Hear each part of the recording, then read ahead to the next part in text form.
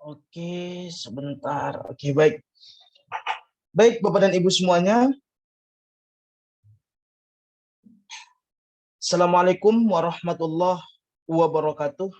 Selamat malam. Salam sejahtera untuk kita semua. Salam Om Swastiastu, Namo Buddhaya, salam kebajikan. Baik, Bapak dan Ibu semuanya, terima kasih atas waktunya pada malam hari ini, gitu ya. Yang mana kita pada malam hari ini berjumpa kembali, ya, berjumpa kembali dengan saya yaitu Fakhruddin Tanjung yang akan menjadi mitra belajar dari Bapak dan Ibu semuanya. Salam kenal Pak Muhammad Idrus, salam kenal Bapak Rudianto, salam kenal Bapak Iwan, salam kenal Bapak Yohanes, salam kenal Ibu Evi, dan Bapak dan Ibu lain sebagainya. Baik Bapak dan Ibu, izin saya share screen. Ya, mungkin kita masih asing gitu ya dengan nama apa sih NLP itu, gitu ya. Ya, apa sih NLP itu, gitu ya. Mungkin kita sangat asing sekali dan mungkin kita sangat awam sekali tentang keilmuan NLP ini. Oke, baik. Sebelum kita masuk lebih jauh, gitu ya, sebelum kita mengembangkan lebih jauh, saya ingin bertanya kepada Bapak dan Ibu yang hadir pada malam hari ini, gitu ya. Sehingga ketika kita berbicara seorang guru, berarti kita juga harus ikut andil, gitu ya. Bagaimana menciptakan, bagaimana memproses, gitu ya, apa yang kita lakukan kepada peserta didik kita ataupun kepada siswa kita akan mendapatkan dampak yang hebat, akan mendapatkan dampak yang lebih baik. Oke, sekarang saya ingin bertanya kepada Bapak dan Ibu, silakan boleh dijawab melalui kolom chat, gitu ya, ataupun melalui ngomong langsung juga boleh, gitu ya. Mengapa sih Bapak dan Ibu profesi guru ini sangat penting? Saya ingin bertanya itu dulu. Karena mungkin kita di sini semuanya background-nya dari seorang guru, gitu ya. Mengapa profesi guru itu sangat penting? Mungkin dari Bapak Muhammad Idrus atau Bapak Rudianto atau Bapak Herman, Bapak Yohanes, Bapak Iwan, mungkin ada yang mau menjawab. Mengapa profesi guru itu sangat penting? Apa sih keistimewaan? Apa sih yang akan didapatkan kita menjadi seorang guru? Ini yang harus kita tanyakan dulu dalam diri kita. Ini yang harus kita ulik terlebih dahulu di dalam mindset kita. Ya, mungkin di sini ada background sebagai seorang dosen yang mana profesinya gitu ya, lebih sedikit lebih mudah karena menghadapi anak-anak, siswa, mahasiswa yang memang sudah usia dewasa, kan gitu. Tapi ketika kita mengajar di SMP, di SMA, di SD, mengapa? Apa profesi guru itu kenapa sangat penting, gitu ya. Oke, kalau tidak ada yang menjawab, pada dasarnya gini Bapak dan Ibu. Ketika kita berbicara seorang guru, gitu ya, di Indonesia ini nggak akan menjadi suatu negara yang berkembang ketika tanpa adanya seorang guru.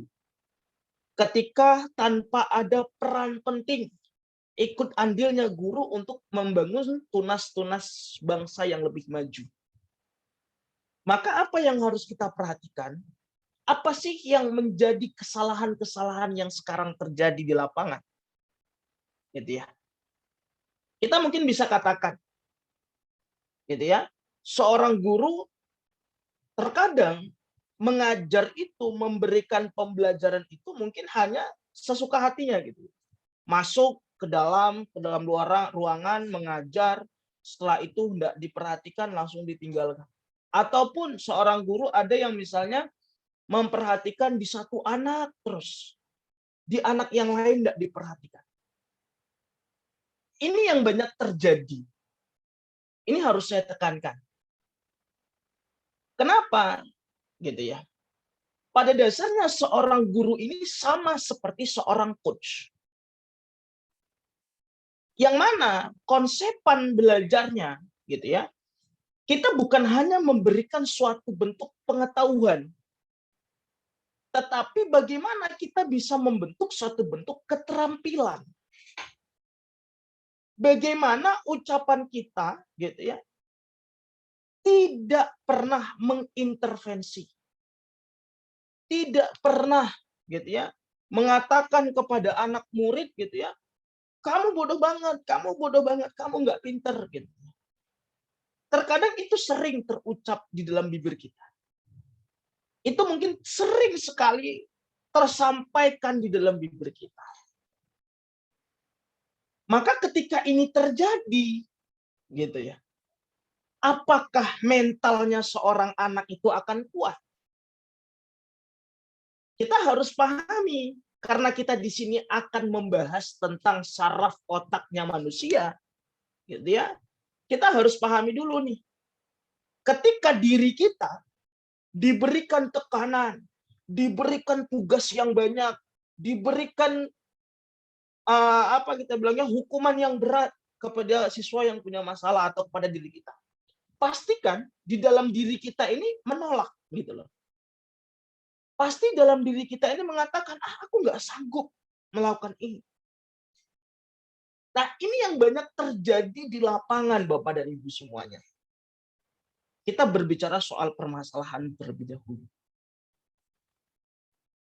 Maka coba kita lihat negara-negara maju. Ya, seperti Inggris, Amerika, Polandia yang memang memiliki kontribusi membaca itu sangat bagus sekali, gitu ya. Sangat luar biasa sekali. Apa yang mereka lakukan di sana? Yang pada dasarnya seorang guru itu menjadi mentoring. Itu peranan pentingnya gitu loh. Mentoring itu kita nggak secara luar biasa berhak untuk menghukum secara berlebihan, tidak berhak untuk memberikan tugas yang sangat memberatkan. Mungkin bagi kita tidak memberatkan kan. Nah, ternyata mungkin bagi anak itu sangat memberatkan.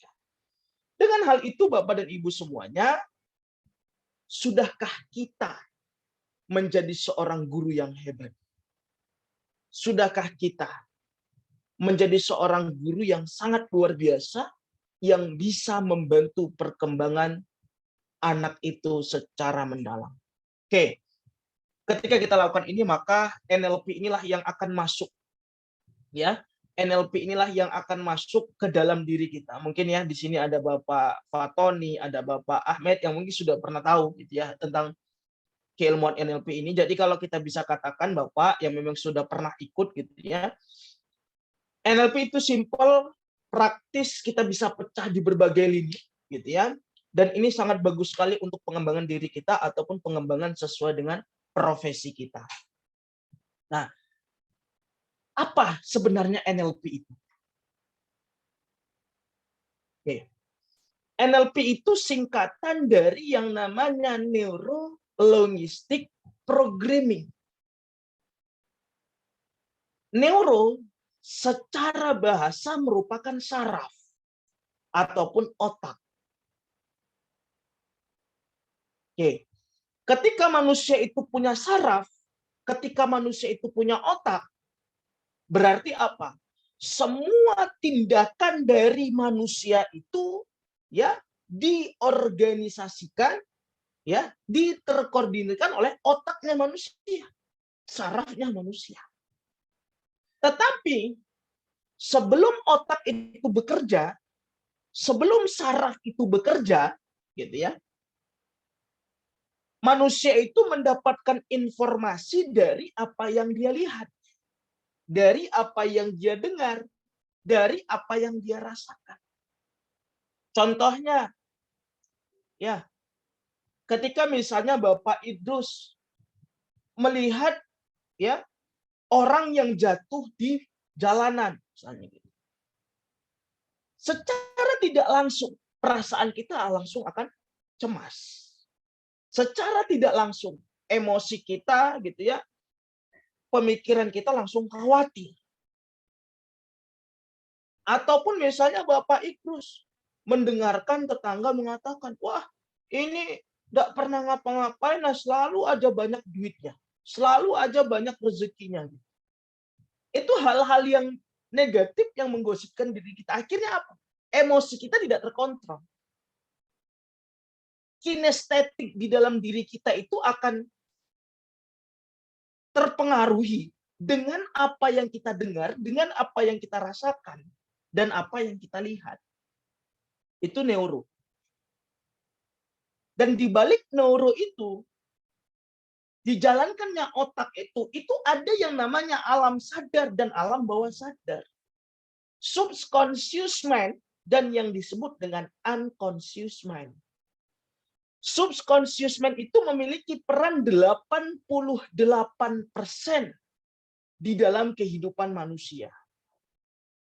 Sedangkan pikiran sadar manusia itu adalah berperan sebanyak 18%. Atau bisa kita ada penelitian yang mengatakan 12%. Pikiran sadar itu pikiran apa? Pikiran yang analisa dan logikanya manusia sedang aktif. Sedangkan pikiran alam bawah sadar pikiran apa? Alam bawah sadar itu ibarat seperti softwarenya manusia.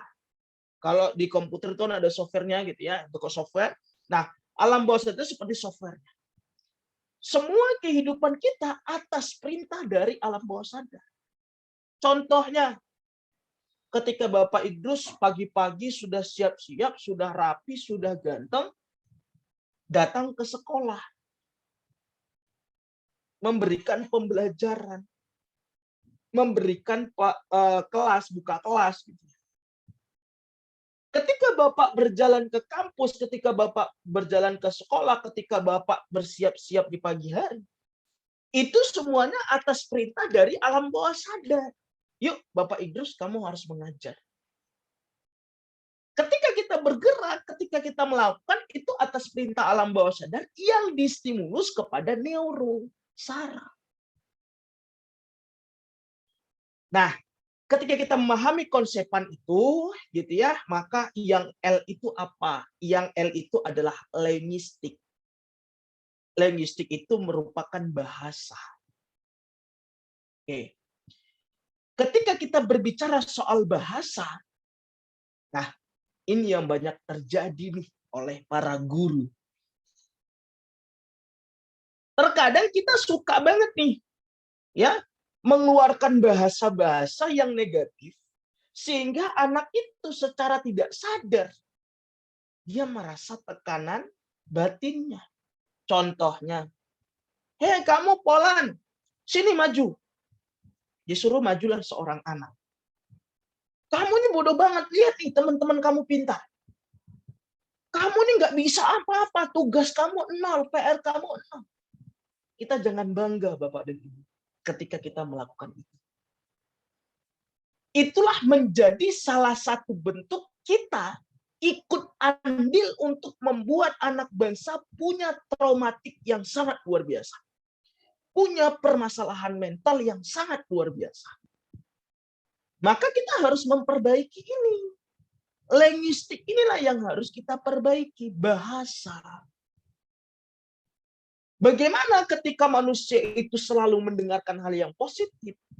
Ketika manusia itu selalu merasakan hal yang positif, ketika manusia itu selalu mendengar, melihat hal yang positif, maka dia akan berucap pun positif, Bapak dan Ibu. Nah, itulah yang harus kita perbaiki sistem pola pengajaran kita kepada para siswa, kepada para mahasiswa. Nah, itulah yang disebut sebagai pemrograman. Atau bisa kita katakan aktivitas pemrograman di dalam sarafnya dan akan dikeluarkan dengan linguistiknya. Itu secara bahasa yang harus kita pahami tentang ilmu NLP. Berarti secara singkatnya apa? Ilmu NLP adalah ilmu yang memainkan cara kerja otaknya manusia. Ilmu yang akan memprogram cara berpikirnya manusia. Yang disebut dengan mindset. Ya. Nah, ilmu NLP ini sudah ada gitu ya pada tahun 1900-an yang dibawakan oleh John Grinder dan Richard Bandler gitu ya. Yang dikembangkan oleh Bapak hipnoterapi modern, oleh Bapak psikologi perkembangan, yaitu Bapak Milton H. Erickson. Kita bisa katakan John Grinder dan Richard Bandler mendefinisikan NLP itu sebagai sikap. Kalau kita berbicara soal sikap, berarti tingkah laku yang dikeluarkan dari aktivitas manusia pada kehidupannya sehari-hari. Dan ketika kita berbicara soal sikap, maka NLP itu dijadikan satu bentuk metodologi. Sebagai bentuk satu set teknik, satu set cara untuk mengajak orang bisa berpikir dan berkomunikasi yang lebih efektif. Tidak berkata sesuai dengan keinginan kita tidak memikirkan perasaan orang, ya, dan tidak berpikir sangat pendek sekali. Gitu. Itulah yang harus kita dapatkan. Mungkin kita menganggap, wah aku orang hebat sudah. Saya sudah seorang profesor sudah. Belum tentu Bapak dan Ibu perilaku yang kita keluarkan itu benar-benar positif. Oke. Ketika itu kita pahami, maka silahkan gitu ya, kalau Bapak dan Ibu ingin ada satu buku rekomendasi gitu ya. NLP for Counseling itu ada di Tokopedia, Shopee, lain sebagainya, itu banyak. NLP for Counseling itu membungkus tentang bagaimana kita melakukan sebuah konseling, bukan hanya peranan orang konseling untuk memberikan proses konseling kepada seorang siswa.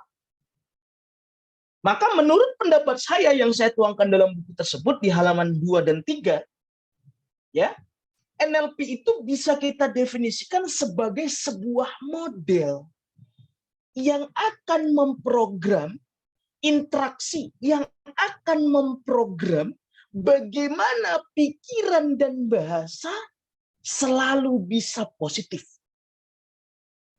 Selalu akan menghasilkan pikiran dan perilaku yang kita harapkan. Mungkin kita pernah merasakan gini nih, ya, untuk Bapak dan Ibu semuanya. Coach, saya perasaan deh, saya setiap hari udah belajar efektif, saya setiap hari sudah mengajarkan dengan serius. Tetapi kenapa ya, Coach? Anak murid saya kok nggak ada yang suka dengan saya? Kenapa ya, Coach?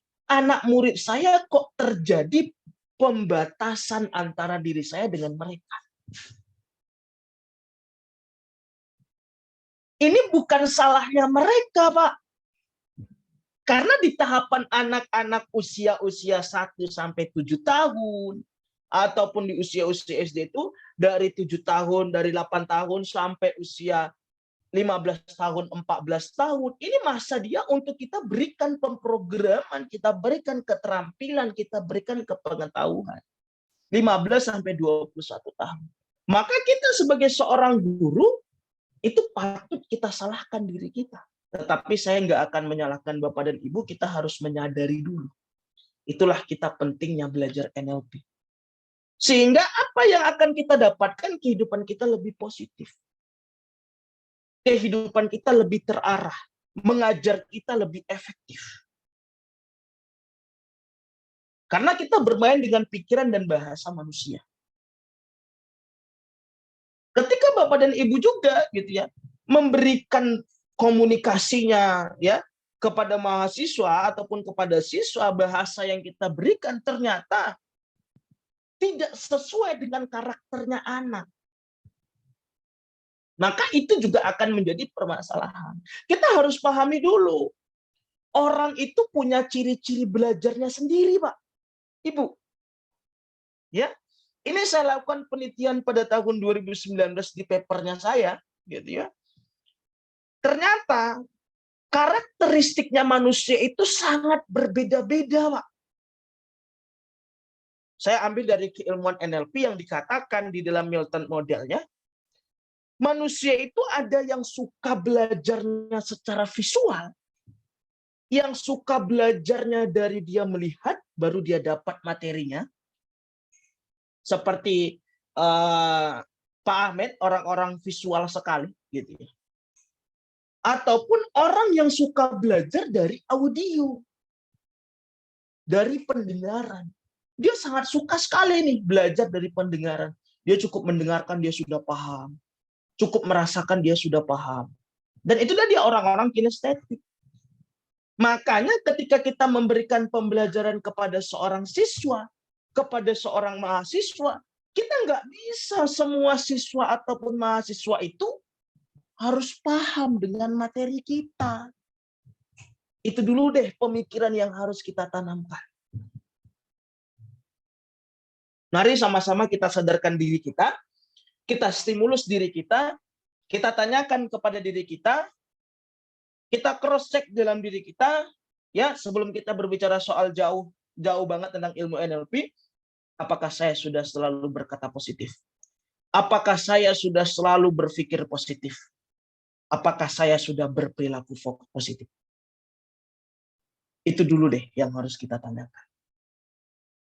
Ketika itu kita tanyakan dalam diri kita, gitu ya, ini tetap juga ada, gitu ya, karena ini sangat penting juga untuk kepada anak, kepada siswa, mungkin yang kemarin Bapak Hamed dan sebagainya sudah tahulah tentang keilmuan ini, gitu ya. Pada hari berturut-turut ya Pak Hamed ya. Nah, jadi ada 4 pilar, karena 4 pilar ini menjadi kewajiban kita harus tahu tentang ilmu NLP, Pak, Ibu. Jadi NLP itu ilmu yang sangat praktisioner, gitu ya. Dan ada pilar-pilarnya sendiri yang harus kita tanamkan, dan itu menjadi wilayah berpikirnya kita. Cara berpikirnya setelah orang mengikuti belajar NLP. Oke, yang pertama, kalau kita sudah mengenal NLP, pasti kita akan memahami 4 poin ini. Yang pertama adalah outcome. Manusia, ya, kita harus sadar apa sih tujuan akhir dari hidup kita. Apa sih tujuan akhir dalam kita mendidik anak, dalam kita mendidik siswa, dalam kita mendidik mahasiswa? Apa hasil akhir kita? Kita ketika mengajar hanya mencari satu bentuk popularitas, atau ketika kita mengajar, kita benar-benar mengajar untuk mendidik anak itu menjadi luar biasa. Maka dengan hal itu, Bapak dan Ibu semuanya, ya, cara berpikir itu harus kita rubah dengan kita merubah outcome yang harus kita rasakan itu bagaimana, dan ini harus sampai kepada seorang siswa yang akan kita ajarkan. Contohnya deh, ya, ketika misalnya di sini ada, saya tegur, ada Bapak Rudianto. Ketika Bapak sedang melakukan aktivitas nih, ternyata timbul di dalam benak Bapak, saya nggak bisa nih deh ngelakuin aktivitas ini. Saya pasti gagal deh melakukan aktivitas ini.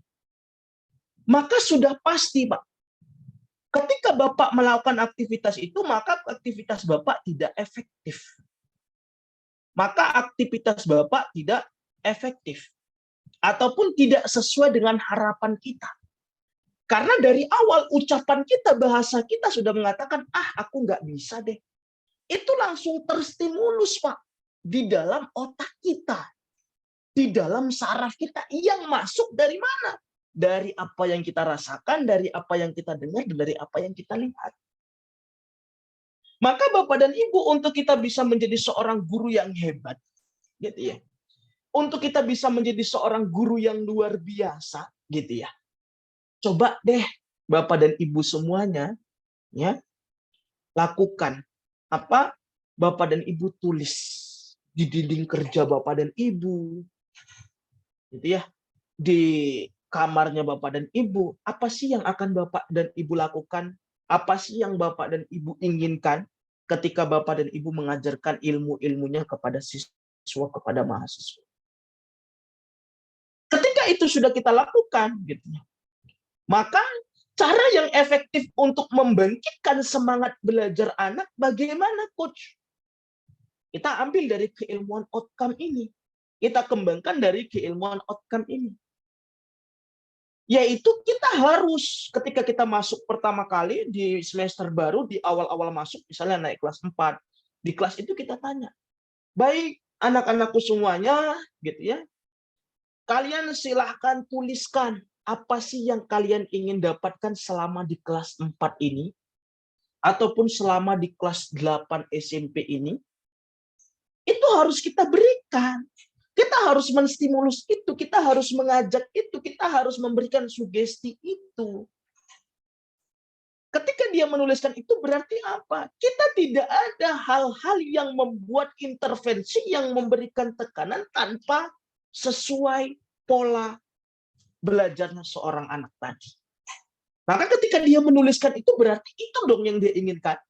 Kembangkan. Ingat, seorang guru itu sebagai seorang coach. Dia bukan hanya memberikan pengetahuan, tapi memberikan keterampilan. Konsepan berpikirnya itu. Outcome-nya yang harus kita tanamkan, hasil akhirnya yang harus kita tanamkan. Sehingga apa? Sehingga progresifnya seorang anak itu akan terlihat ketika kita mendidik. Bukan mengajar, gitu ya. Mengajar, memberikan tekanan, tugas banyak banget. Nggak akan efektif, Pak, Ibu. Saya berikan dari konsepan NLP ya. Saya konsepan dari cara mental manusia itu bekerja ya, gitu. Dan yang kedua apa? Ketika kita mau berhasil menjadi seorang guru, kita harus membangun building rapport kepada seorang siswa. Contohnya aja misalnya, Bapak Idrus di sini ya, misalnya mau dekat nih dengan Bapak Iwan. Bapak Idrus di sini sukanya baca buku. Sedangkan ya Pak Iwan di sini sebagai seorang siswanya suka traveling misalnya nih. Ketika Bapak memaksakan untuk dekat dengan Pak Iwan, dengan karakternya Bapak yang nggak akan masuk, Pak. Nggak akan cocok, Pak. Maka inilah Bapak dan Ibu yang sering terjadi di dalam kelas.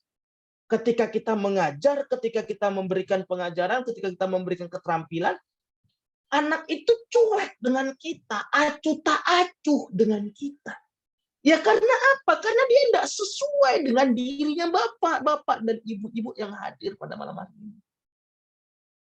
Nggak sesuai. Akhirnya terjadilah mental block. Merasa, takut deh bertemu dengan Bapak Idrus, takut deh. Saya takut diberikan tugas yang banyak deh. Itulah mental block-nya, gitu loh. Maka apa coach yang harus kita lakukan untuk kita bisa membangun pendekatan kepada anak? Prinsipnya kita melakukan satu bentuk teknik yang namanya patching and leading, matching and mirroring. Bagaimana kita membangun kenyamanan dan membangun kesamaan. Tadi yang saya katakan ketika Bapak Idrus mau dekat dengan Bapak Iwan, Bapak Idrus nih yang punya keinginan untuk dekat dengan Bapak Iwan. Berarti secara tidak langsung Bapak Idrus lah yang harus masuk, yang harus memahami Bapak Iwan itu bagaimana. Ya tadi suka traveling, silahkan ikuti dulu dia suka traveling. Ambil dulu yang namanya value and belief-nya seseorang. Gitu loh.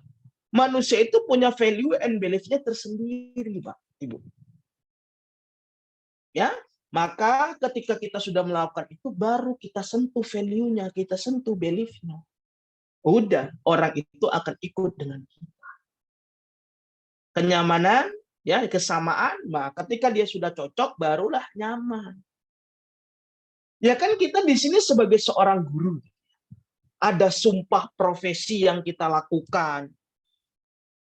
Ada janji di dalam diri kita sebagai seorang guru yang harus kita kembangkan. Maka kita yang harus memahami seorang anak tadi.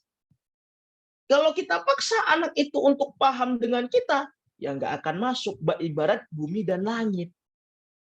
Jomplang gini. Ya. Karena karakternya aja sudah berbeda, masanya juga sudah berbeda, dan eksistensi belajarnya juga sudah berbeda. Kenapa? Kita bisa lihat. Kita sekarang sudah masuk, Pak, Ibu, di era 4.0, 5.0. Yang semua sistem belajarnya online. Yang semua sistem bekerjanya pakai internet. Yang semua dibantu oleh komputer. Kan gitu. Maka ketika kita memaksakan, anak itu bisa kekeh. Anak itu bisa keras kepala karena dia menganggap saya punya Google kok. Saya punya ini kok. Itu loh yang harus kita hindari ketika anak itu punya pemikiran-pemikiran seperti itu. Oke, ketika sudah membangun kenyamanan, ketika sudah membangun kesamaan, itu akan enak banget. Akan santai banget, dan ketika kita mengajar, ketika kita memberikan suatu bentuk keterampilan kepada anak, anak itu langsung mengikuti. Dan yang ketiga apa? Kita, Pak, Ibu, sebagai seorang guru harus memiliki perilaku behavioral flexibility. Kita sebagai seorang guru harus memiliki perilaku yang fleksibel. Maksudnya apa, Coach? Ya.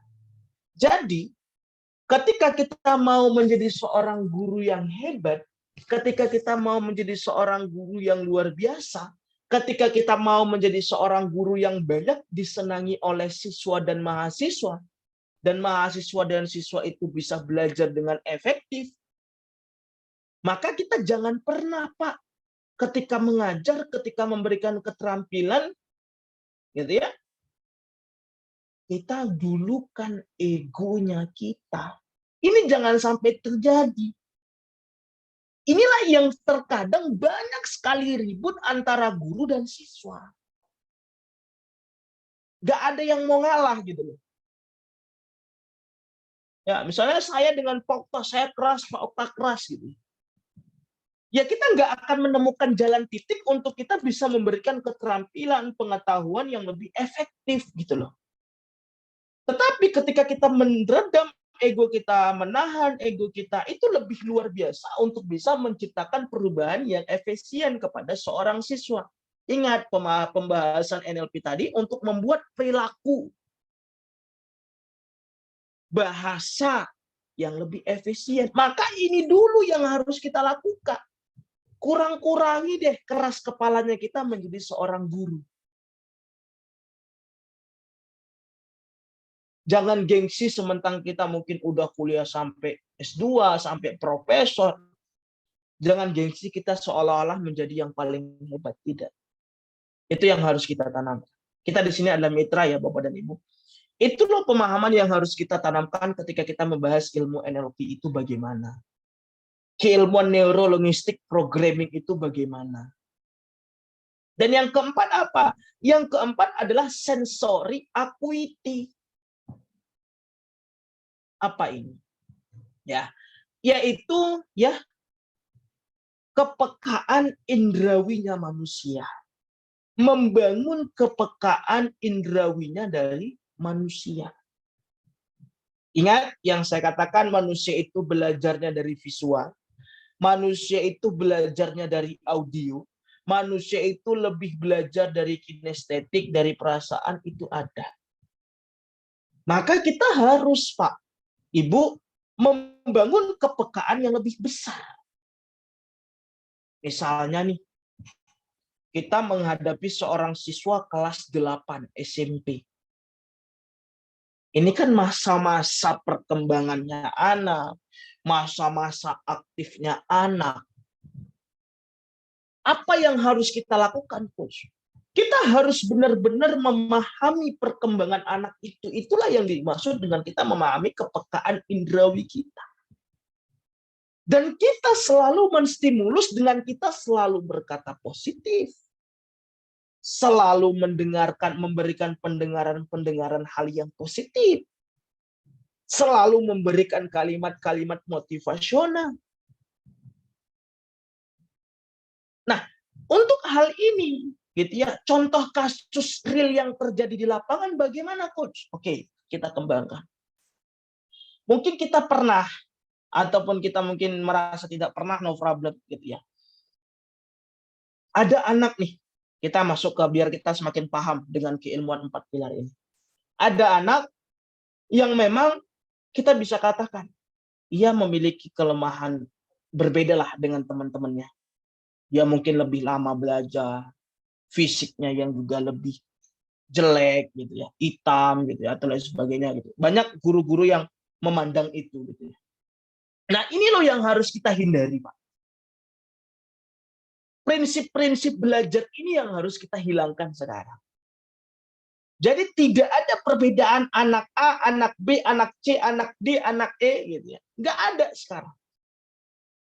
Ketika kita membedakan itu berarti ya kita membedakan untuk anak itu bisa berkembang. Itu yang harus kita hindari. Sehingga sensory acuity itu lebih akan bisa kita terapkan. Bisa kita lakukan dengan kita ya. Membangun kepekaan indrawi untuk memahami anak ini punya masalah apa sih. Yuk panggil, ajak ngobrol, ajak bercerita. Ya. Sehingga ya anak itu akan mendapatkan value and belief-nya tadi. Ketika anak itu sudah mendapatkan kenyamanan, ketenangan, gitu ya, kesamaan, maka pasti saya bisa jamin anak itu belajarnya lebih efektif, Pak. Kalau nggak percaya, buktikan deh.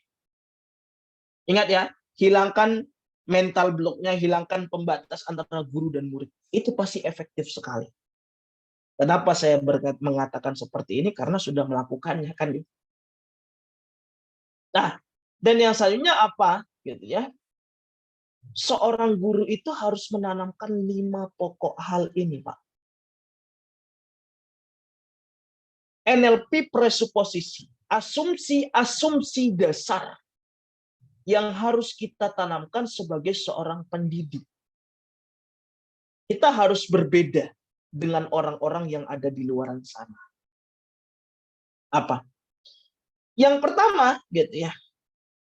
Kita jangan berpikir, gitu ya. Dan kita harus menanamkan the map is not the territory. Peta bukanlah wilayah. Maksudnya apa yang kita pikirkan, apa yang kita rasakan, apa yang ingin kita lakukan belum tentu anak itu sama dengan apa yang mau kita lakukan tadi. Ya sama.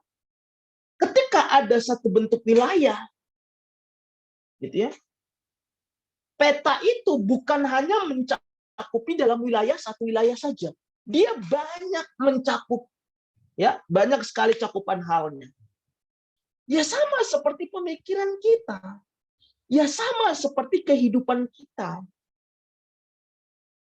Ketika kita menganggap diri kita ini orang yang paling hebat, diri kita ini orang yang paling luar biasa ketika mengajar, diri kita ini merasakan, kamu pokoknya ketika saya mengatakan A, kamu harus katakan A. Ketika saya mengatakan B, kamu juga harus mengatakan B. Kamu harus turut dengan saya. Oh, nggak bisa, Pak. Sistem pembelajaran yang seperti itu udah nggak bisa lagi kita tanamkan. Ketika kita berbicara soal NLP di sini, soal neuronya, sarafnya dari manusia. Pada dasarnya, ya, tadi yang saya katakan di tahapan awal yang sudah saya wanti-wanti untuk mengarah ke sini apa? Manusia itu nggak bisa, Pak, belajar dalam tekanan. Dan kita harus pahami, ya, di dalam satu bentuk penelitian, dan ini juga ada dalam bukunya Psikologi Perkembangan juga, gitu ya, ataupun buku-buku tentang psikologi, tentang sarafnya otak manusia juga ada. Manusia itu belajar, Pak, ya, maksimal manusia itu cukup belajar 3 jam. Itu udah maksimal banget. 3 jam sampai 3,5 jam. Itu udah maksimal banget. Tekanan dalam berpikirnya udah maksimal. Makanya kita lihat negara-negara besar, negara-negara Eropa, gitu ya, Polandia, Amerika, yang memang sistem belajarnya bagus, gitu ya. Inggris, orang itu banyak anaknya itu enggak terus Satu hari dari pagi berangkat jam 7, pulang jam 6 sore. Ini loh yang terjadi sekarang, gitu loh.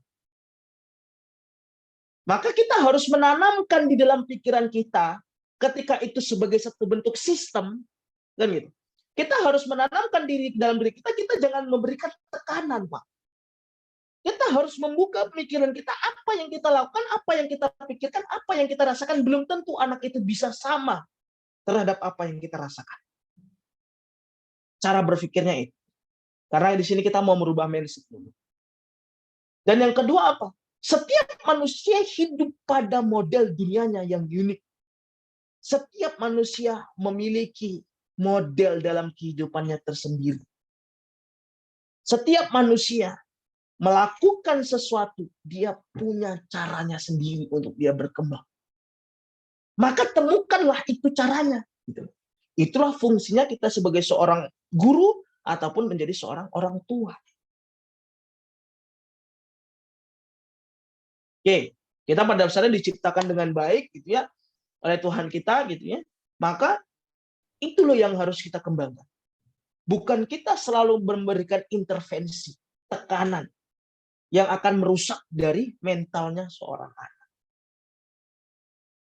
Dan yang ketiga, setiap pengalaman, setiap apa yang dilakukan oleh seorang anak memiliki strukturnya sendiri, memiliki prosesnya sendiri.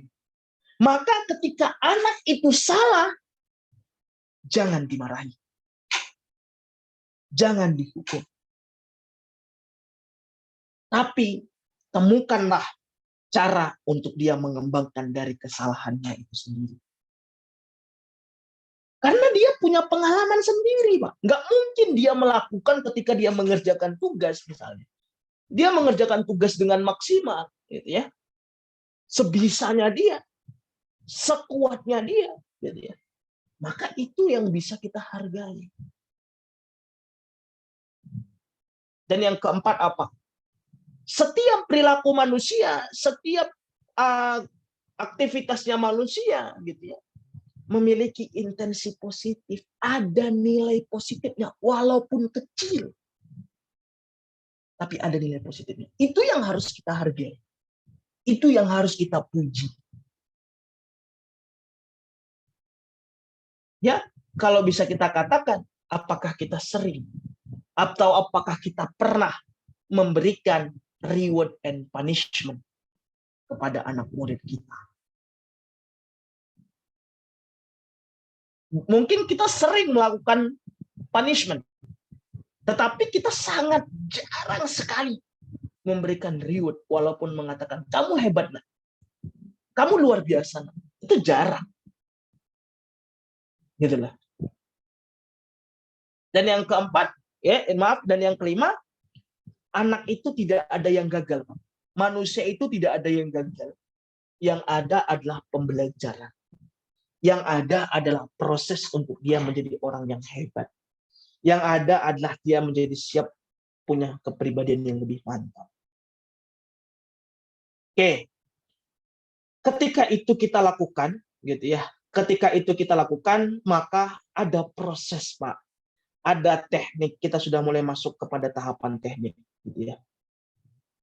Yaitu human skill. Skill masternya seorang guru. Keterampilan profesional untuk guru itu ada banyak sekali. Maka di sini saya tampilkan untuk kita menyadari apakah kita sudah ada di bagian-bagian ini. Apakah kita udah siap untuk mengembangkan ini? Yang pertama apa? Yang pertama adalah berpikir kritis. Berpikir kritis ini adalah kita menciptakan satu bentuk diskusi yang lebih efektif kepada mahasiswa ataupun siswa. Terkadang sistem yang kita lakukan, kita belajar sampai 1 jam, 2 jam. Itu dari kita terus. Tanpa ada diskusi, tanpa ada kita berikan kelompok-kelompok kecil untuk mengembangkan itu, melahirkan nalar-nalar pikiran-pikiran kritis dari seorang anak tadi. Sehingga itu yang membuat dia berkembang. Dan yang kedua apa? Keterampilan profesional untuk guru itu adalah kesabaran. Mungkin kita bisa katakan, Bapak dan Ibu sudah menjadi orang hebat, Bapak Idrus orang hebat, Bapak Rudianto orang hebat, Bapak Herman orang hebat, Bapak Ahmed orang hebat, Bapak Fatoni orang hebat, sudah memiliki kesabaran yang luar biasa. Tetapi di balik kesabaran itu kita sudah membangun komunikasi yang baik belum kepada seorang anak? Kita sudah membangun komunikasi yang baik belum kepada seorang siswa? Komunikasi itu yang dibangun. Dan organisasi, ya kita harus selalu aktif, memberikan organisasi, berpikir yang lebih berkembang.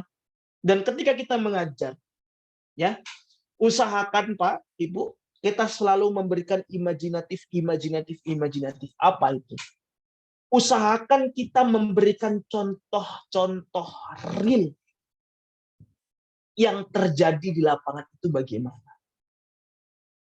Sehingga ya anak itu akan lebih memahami tentang komunikasi kita. Kalau kita berbicara soal komunikasi gitu ya, ada profesional public speaker yang memang kita harus melakukan 5W+1H. Ya, kita membuat materi itu dengan per poin-poin, berimajinatif dan sebagainya. Dan kita gitu ya, sebagai seorang guru harus bisa melahirkan kepemimpinan yang baik kepada seorang siswa. Kepemimpinan itu dibentuk dengan apa? Ya. Kepemimpinan itu dibentuk ketika anak itu kita berikan tantangan. Kita berikan satu bentuk tantangan, siswa itu kita berikan tantangan, dan dia coba melakukan. Itu yang efektif.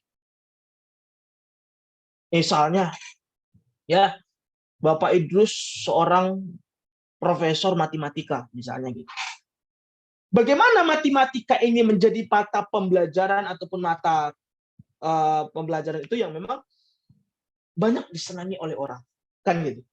Banyak yang sekarang nggak suka dengan matematika, kan mindsetnya tadi.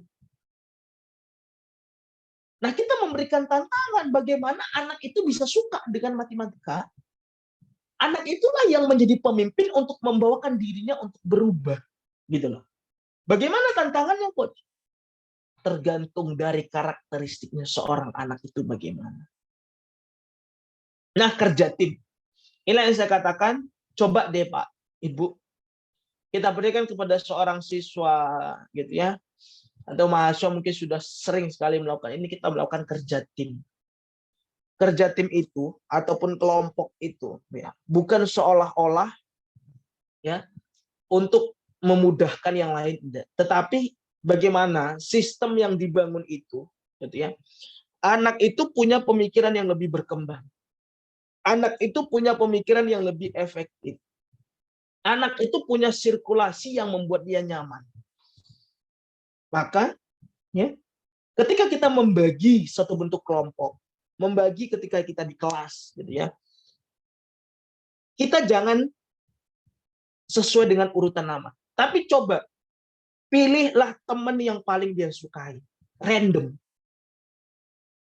sehingga dia punya teman-teman circle-nya untuk dia berkembang. Ketika dia sudah berkembang, baru kita tarik dia untuk masuk kepada circle yang lebih besar, satu kelas. Itu luar biasa mantapnya, Pak. Enak banget ketika kita memberikan pembelajaran seperti itu. Dan yang satunya apa? Manajemen waktu. Kita harus sebagai seorang guru yang profesional gitu ya, kita harus bisa mengatur manajemen itu. Kita harus memberikan keterampilan. Kita harus mengembangkan keterampilan itu. Dan teknologi-teknologi itu juga harus kita hadirkan. Maka ketika kita memberikan satu bentuk imajinatif tadi, maka akan hadirlah resolusi konflik. Bagaimana anak itu bisa menyelesaikan konflik yang terjadi di dalam dirinya. Nah, konflik itu terjadi dengan apa? Bisa tercipta dengan apa? Tadi yang saya katakan, Pak. Coba deh, di dalam sistem pembelajaran kita, gitu ya, kita memberikan tantangan yang saya katakan tadi. Kita mengajak anak itu untuk bermain, gitu ya, anak itu untuk melakukan, reward and punishment-nya diaktifkan, ya, sehingga, gitu ya, anak itu akan benar-benar merasakan apa yang akan kita lakukan di sana.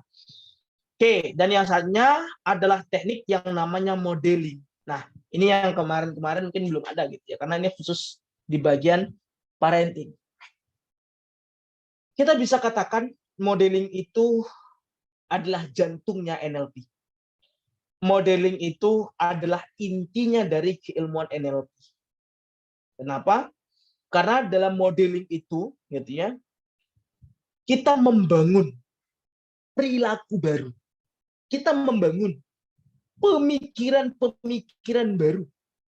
Ketika seseorang itu memiliki sebuah keterampilan yang sudah ada di dalam dirinya. Karena pada dasarnya manusia itu punya keterampilannya sendiri.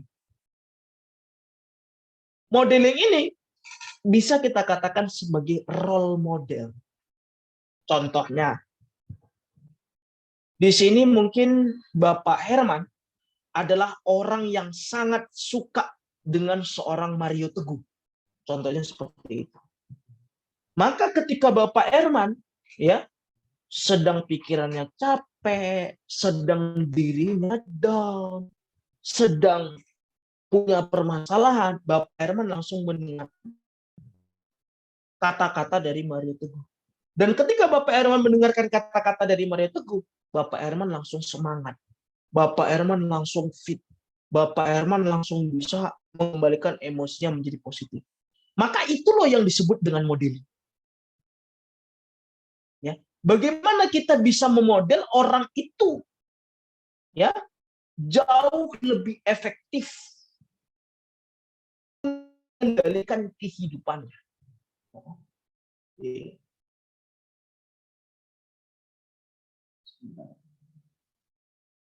Nah, yang harus kita lakukan apa gitu ya? Yang harus kita lakukan adalah untuk kita melakukan teknik modeling ini, proses modeling ini yang pertama ya.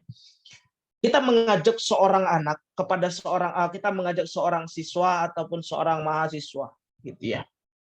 Dia untuk menemukan tokoh ataupun orang yang paling dia sukai siapa. Baik itu dari video, dari foto, ataupun hanya menggunakan imajinatif. Monggo, kan itu. Oke Pak, saya sudah menemukan. Saya suka dengan Cristiano Ronaldo. Ini banyak anak-anak suka seperti ini. Oke, baik anak-anak semuanya. Sekarang kita pusatkan. Coba kita lihat, benar-benar kita lihat. Gitu ya. Gimana sih Ronaldo dalam kehidupannya? Gimana sih Ronaldo itu ketika dia berlatih? Itu kita ajak untuk anak itu merasakan intensitas emosi yang dikeluarkan Ronaldo itu bagaimana.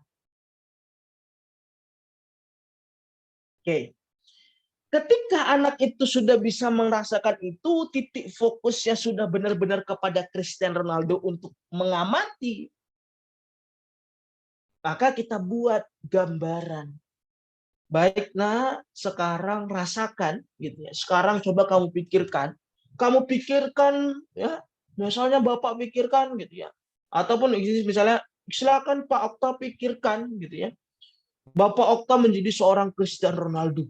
Bapak Okta menjadi seorang Cristiano Ronaldo yang sangat terkenal, yang sangat dikagumi orang, banyak fansnya, followersnya banyak, gitu ya. Coba Pak, rasakan Pak, rasakan. Rasanya enak sekali Pak, rasanya enak sekali. Baik, semakin imajinatifkan, semakin jelas, gitu ya.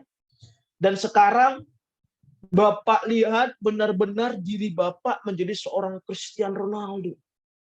Bapak lihat diri Bapak benar-benar menjadi seorang pemain bola top di dunia. Nah, ketika itu sudah kita lakukan, coba anak itu kita minta, kita tanya, gimana nak ketika menjadi seorang Cristiano Ronaldo bagaimana? Wah iya Pak, ketika menjadi seorang Cristiano Ronaldo, saya bahagia sekali Pak. Saya sangat senang sekali Pak. Gimana nak ketika Cristiano Ronaldo itu berlatih? Dia selalu punya semangat luar biasa. Dia selalu punya impian. Wah, berarti kamu siap dong untuk seperti Ronaldo? Siap, Pak. Itulah yang harus kita lakukan Bapak dan Ibu sebagai sistem pembelajaran yang efektif. Sistem dia membentuk perilaku barunya, aktivitas barunya lebih semangat. Sehingga progresif untuk dia berubah itu lebih kelihatan kita sebagai seorang guru. Maka dengan hal itu, gitu ya, ketika kita melakukan modeling kepada seorang anak itu, efek sampingnya apa? Gitu ya. Efek sampingnya bukan negatif, malah positif. Anak itu punya semangat belajar yang tinggi. Lakukanlah modeling ini. Nah, ini kita lakukan berulang-ulang, Pak. Jadi ketika kita mau masuk kelas, boleh kita lakukan. Jadi NLP modeling ini tidak bisa, Pak. Kita lakukan dalam satu tahap selesai, besok dia sudah menjadi seorang benar-benar Cristiano Ronaldo. Nggak bisa. Ya. Tetapi, ada tapinya. Ketika modeling ini kita combine, kita masukkan dengan keilmuan-keilmuan hipnoterapi, keilmuan-keilmuan bagaimana ya kita bisa memberikan sugesti, kemungkinan besar itu akan bisa tertanam benar-benar dalam benaknya seorang anak. Oke, dan yang selanjutnya ada psikoterapi skill. Ya, psikoterapi itu kita bisa katakan sebagai sesi pertemuan dengan kita melakukan beberapa hal, beberapa kali dalam jangka waktu yang berbeda. Psikoterapi untuk membantu permasalahan-permasalahan mentalnya seorang. Maka ya, untuk apa coach kita pakai keilmuan psikoterapi ini? Kita harus pahami kegunaan keilmuan psikoterapi ini. Kita harus bisa menjadi seorang fasilitator. Ya, ketika kita berikan pembelajaran dalam jangka waktu yang panjang. Kita harus bisa menjaga mental, menjaga perasaan, menjaga tekanan dari seorang anak itu lebih dewasa dan lebih bisa berkembang. Maka dalam proses ini yang kita lakukan apa? Kita mampu mengajak anak itu mengkoreksi. Dia menyadari sendiri terhadap emosi yang terjadi dalam dirinya. Baiklah, ketika kamu merasakan itu, gitu, apa sih yang memacu kamu untuk terus semangat? Nah, disitulah saatnya kita gitu ya menyadarkan seorang anak itu dia mampu berkoreksi terhadap dirinya sendiri.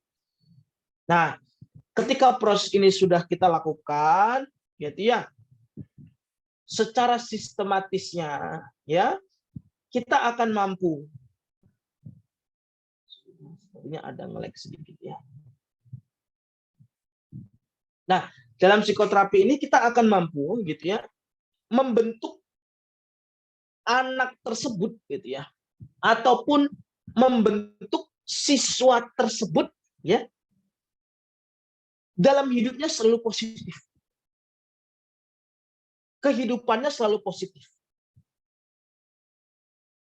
Apa yang harus kita lakukan, coach, untuk melakukan ini?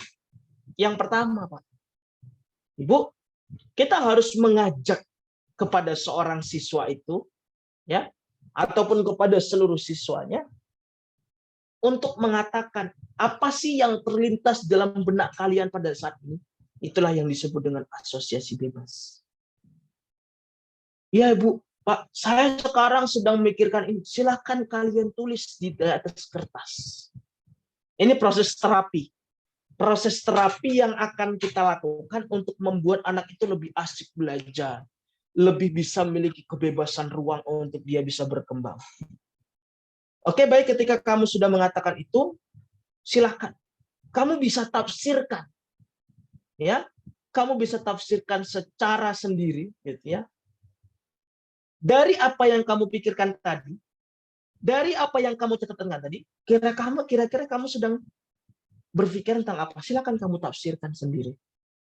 Silakan kamu tulis kamu sedang mikir apa, kamu kembangkan. Nah, di dalam 2 poin ini dari asosiasi bebas ini, kita lebih mengajak kepada seorang siswa itu lebih punya kesadaran emosi secara pribadi.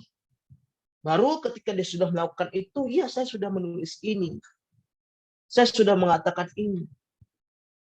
Baik, sekarang silahkan kamu tulis di dalam diri kamu, di dalam kertas itu, gitu ya.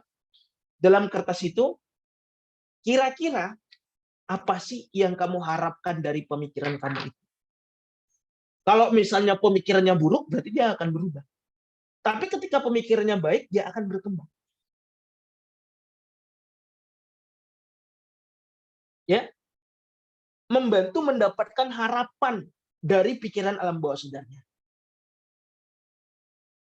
Nah, ketika proses itu sudah dilakukan, maka tugas kita mengidentifikasi. Ketika misalnya anak itu punya harapan yang buruk, kita harus menyadarkannya dengan apa? Kalimat-kalimat sugestinya hipnosis. Dengan kita memainkan analisa dan logikanya seorang anak. Sehingga dia akan bisa menafsirkan terhadap apa yang dia pikirkan, insight yang dia temukan, dan dia akan mendengarkan makna tersembunyi dalam dirinya. Yang pertama. Yang kedua, interpretasi.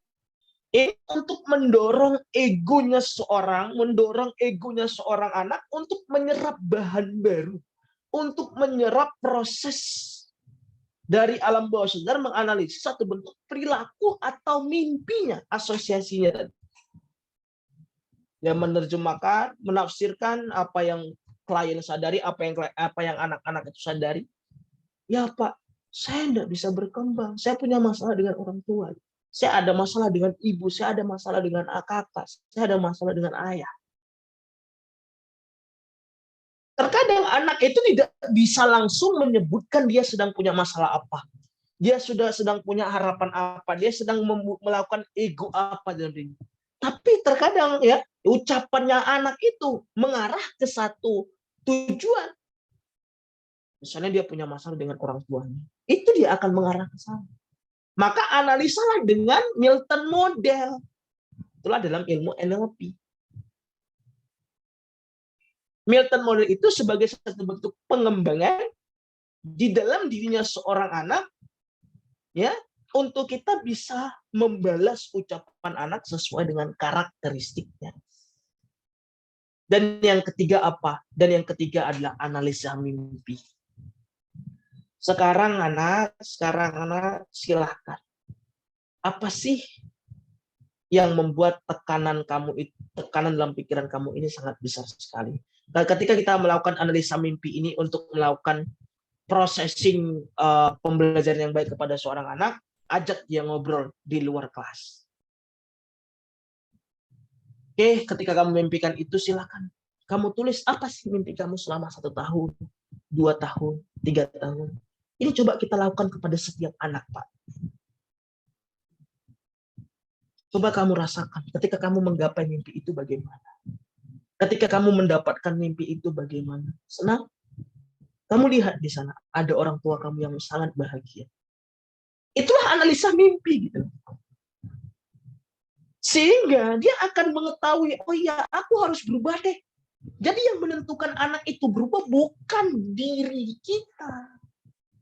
Tetapi anaknya sendirilah yang akan mampu menciptakan, oke, saya berubah. Oke, saya harus jadi lebih baik. Oke, saya harus bisa. Nah, ketika itu sudah dilakukan gitu ya, itu akan enak sekali, anak itu akan mendapatkan pembelajaran yang sangat efektif sekali gitu ya. Lakukan analisa mimpi, berikan interpretasi ya. Berikan satu bentuk asosiasi dalam dirinya. Dan yang selanjutnya, kita sebagai seorang guru, kita sebagai seorang pendidik gitu ya. Ya, Apa yang harus kita lakukan ketika kita sudah melakukan sistem terapis di atas? Ya, kita memberikan yang namanya coaching, self coaching. Coaching ini bagaimana, gitu ya?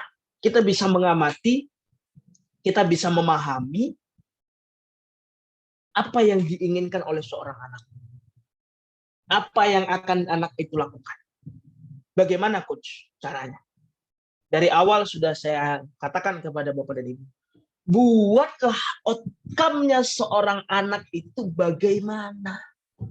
Buatlah apa sih yang diinginkan seorang anak itu selama dia sekolah, selama dia 1 tahun, 2 tahun, 3 tahun, 4 tahun, 5 tahun, 6 tahun ke depan. Buat itu. Ketika sudah membuat itu, maka kita akan mampu mengubah akar berpikirnya. Kita akan mampu untuk merubah mindset-nya agar kita mendapatkan hasil yang baik. Agar kita mendapatkan hasil yang luar biasa. Bagaimana cara mengubah mindset itu? Yang paling pertama, ya, harus hilang terlebih dahulu mental block di dalam dirinya. Ataupun di dalam diri kita sebagai seorang guru. Ketika itu sudah dilakukan, maka saya berikan satu bentuk pemahaman, gitu ya. Kita ketika menjelaskan, ketika memaparkan mata pembelajaran itu, coba deh Pak, kita selalu menggambarkan kalimat-kalimat yang kita ucapkan.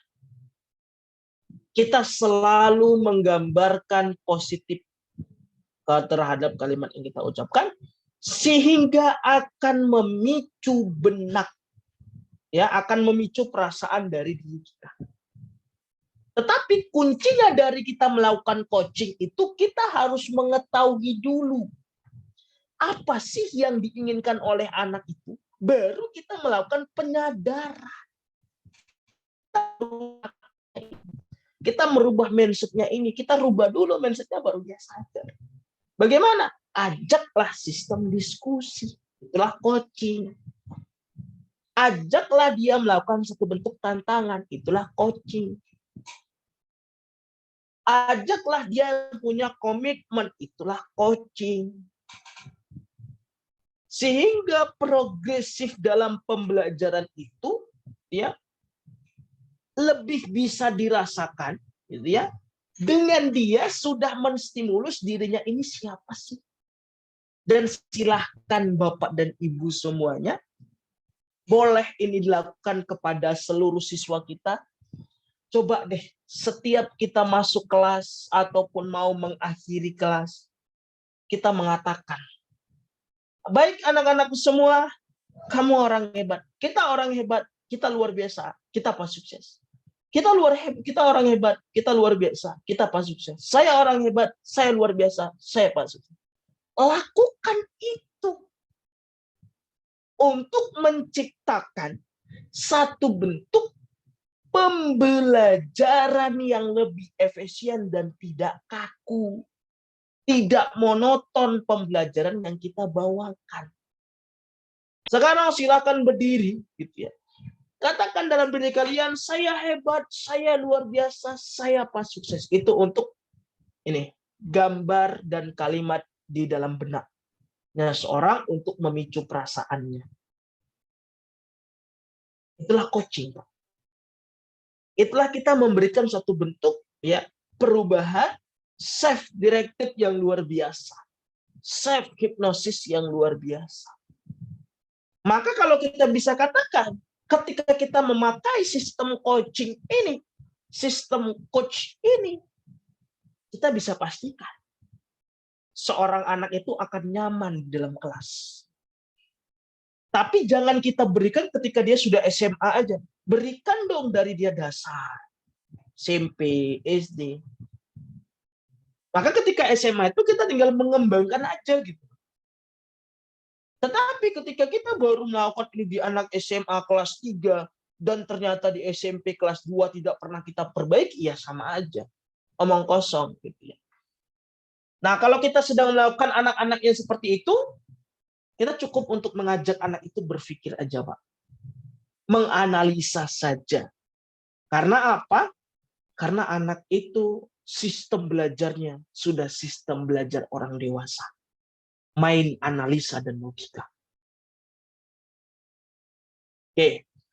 Ketika kita sudah melakukan coaching, gitu ya, kita terapkan 3 hal ini untuk membantu cara mendorong perubahan yang lebih efektif dan memiliki semangat hidup yang lebih baik. Selanjutnya, gitu ya, kita harus menghadirkan komunikasi kita ala NLP. Kita harus memahami komunikasi itu merupakan kunci utama. Kunci paling penting untuk seseorang bisa berhubungan dengan orang lain dengan baik. Contohnya, ketika Bapak Idrus misalnya mau bercerita tentang sama saya, gitu. Tapi gaya bicaranya Bapak Idrus misalnya marah-marah, teriak-teriak. Apakah saya akan menjawab dengan baik? Jawabannya tidak. Maka kita harus membangun komunikasi ini.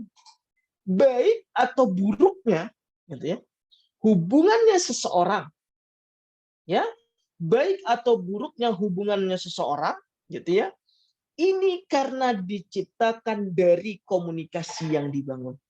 Bagaimana komunikasi itu? Bagaimana sistem itu? Nah, maka apa sih yang harus kita bangun dengan komunikasi NLP? Yang harus kita bangun adalah bagaimana kita bisa menciptakan, kita bisa mendapatkan, kita bisa memberikan stimulus, ya, dan kita bisa mendapatkan respon yang baik. Kita bisa merasakan respon yang baik, gitu loh. Nah, dengan hal itu, gitu ya, Bapak dan Ibu semuanya ya, kita melakukan di sini ada rumus yang namanya KFC. Apa? Yang pertama adalah no. Ketika kita membangun komunikasi, ketika kita membangun ucapan kita, ketika kita membangun diri kita untuk punya kredibilitas yang baik, maka kita harus cari tahu dulu, apa sih tujuan dari kita berbicara itu apa? Tujuan dari kita ngomong itu apa? Kita harus paham. Kita harus menyadari itu. Sehingga diri kita akan benar-benar sadar, oke, berarti saya nggak boleh mengatakan hal yang negatif. Oke, berarti saya nggak boleh mengatakan kamu bodoh sekali, pintaran anak ini, pintaran anak ini. Dan yang kedua apa? Fine. Pastikan kita menemukan cara untuk mengalihkan, untuk mengembangkan, ya, pembicaraan itu lebih menarik. Bagaimana? Hadirkanlah yang namanya ice breaking setiap kelas yang kita masuk. Untuk memecahkan suasana yang lebih efisien. Baru yang ketiga ada change. Ya, kita akan mencapai satu bentuk tujuan tertentu. Kita akan mencapai satu bentuk tujuan untuk kita mendapatkan hal yang terbaik, sehingga diri kita pada umumnya akan melibatkan seluruh panca indera kita, seluruh perasaan kita untuk terus semangat belajar. Maka kita harus tahu dulu nih, setiap karakteristiknya seorang siswa itu bagaimana. Saya tekankan sekali lagi, tidak bisa kita samakan karakter siswa A, siswa B, dan siswa C. Ajaklah mereka untuk memahami, buatlah pemahaman dalam diri kita. Dan yang selanjutnya adalah state dalam NLP. State dalam NLP itu adalah suatu keadaan di mana pikiran dan perasaan dan fisiologi tubuh yang saling berhubungan untuk membentuk kondisi di dalam diri kita. Misalnya, punya state semangat. Bagaimana sih, Coach, cara kita buat anak itu bisa semangat terus, anak itu bisa senang terus. Yang pertama, Bapak dan Ibu, ya, kita melakukan ya progresif anak itu nyaman dulu dengan kita. Maka di sana ya akan berbeda sekali. Ketika anak itu nyaman, dia punya semangat yang luar biasa, kita bandingkan dengan anak yang selalu frustasi terus dalam hidupnya, yang selalu cemberut terus dalam hidupnya. Maka di sini kita harus memahami apakah anak itu punya gangguan mental atau bagaimana. Processioning yang akan kita lakukan apa, Coach? Yang pertama, kita harus memberikan stik pemahaman. Kita mengajak anak itu sadar dulu terhadap apa sih perilaku yang mau dia hadapi. Terhadap apa sih kehidupan yang sedang dia alami. Dia harus paham dulu. Baru dia akan sadar, oh ternyata kehidupan itu seperti ini ya Pak. Oh ternyata kehidupan itu seperti ini ya. Dan dia punya dorongan untuk melakukan perubahan. Bagaimana? Ya, bagaimana dia punya perubahan, punya dorongan untuk perubahan? Bagaimana kita bisa mengubah pikiran yang selalu punya perubahan yang efektif? Tadi, tentukan outcome-nya, tentukan apa yang mau dia capai, apa yang mau dia inginkan. Baru dia melakukan step yang namanya pemanfaatan. Pemanfaatan itu adalah proses yang kita lakukan ya untuk dia memanfaatkan terhadap lingkungan sekitarnya, mengembangkan lingkungan sekitarnya sehingga diri sendiri gitu ya punya sistem untuk bisa melakukan tanpa ada disuruh, tanpa ada perintah. Bagaimana? Sadarkan dulu. Ajak dulu dia sadar, ajak dulu dia enjoy, ajak dulu dia memahami. Lakukan beberapa tahapan dalam NLP yang sudah saya sampaikan di atas. Nah, baru gitu ya, kemarin juga ada gitu ya, aplikasi NL ini untuk kita membuat anak itu mengenali sebuah kondisi, melakukan suatu intervensi terhadap dirinya sendiri, tanpa kita yang mengintervensi. Apa? Kita harus berikan pemahaman. Sebentar, maaf. Oke, kita harus memberikan pemahaman terhadap lingkungan. Lingkungan yang terjadi bagaimana? Kita berikan contoh, kita berikan satu bentuk apa sih yang terjadi. Sehingga dia akan memahami perilaku yang dia lakukan itu salah atau benar. Perilaku yang dia hadapi itu salah atau benar. Pakai perubahan state tadi. Pakai perubahan cara berpikir tadi. Dia akan mampu juga ya memahami kemampuan-kemampuan yang memang dia sedang proses kan gitu loh. Maka ketika kita sudah melakukan itu, kemampuan itu diciptakan kita memberikan tantangan tadi. Value and belief-nya, sentuh kepercayaan dan keyakinannya. Ya, dan kita memberikan identitas dirinya itu dia sebagai siapa? Kamu siapa? Maka berikan untuk kita menggunakan aplikasi NLP, kita berikan. Kamu siapa? Apa tujuan kamu? Apa yang kamu harapkan? Itu coba Pak digali Pak. Untuk menemukan identitas dirinya. Dan dianya akan mendapatkan di dalam dirinya spiritual leader. Spiritual untuk pengembangan sehingga di dalam dirinya menemukan insight sendiri. Perubahan yang lebih efektif tersendiri. Oke, ketika proses itu kita lakukan, apa sih yang akan kita temukan? Maaf. Oke, apa sih yang akan kita temukan gitu ya? Kita akan menemukan lebih baik banget, lebih enak banget untuk anak itu bisa berkembang dengan luar biasa. Untuk anak itu bisa memiliki insight baru yang luar biasa. Karena dia sudah memakai spiritualnya tadi. Dia memahami kemampuan dirinya. Dia memahami, dia mengembangkan kemampuan dirinya. Itu siapa, identitas dirinya apa. Maka dari NLL ini apa sih coach yang harus kita dapatkan? Anak itu mengenali sebuah kondisi. Gitu loh. anak itu mampu memetakan, mampu menentukan intervensi yang akan dia lakukan, ya, ketika dia mengalami satu bentuk perubahan, ketika dia menjadi orang yang lebih baik, ketika dia punya semangat yang lebih baik. Maka dengan hal itu, Bapak dan Ibu, cara simple untuk kita melakukan NLP ini apa? Berikanlah sugesti kepada seorang anak dengan sugesti-sugesti. Kamu pasti bisa. Kamu luar biasa. Kamu pasti sukses. Dan itu kita kembangkan. Kita sadarkan terhadap diri anak. Oke, spiritual dia harus memahami terhadap lingkungannya. Dia harus memahami terhadap perilaku yang dia lakukan.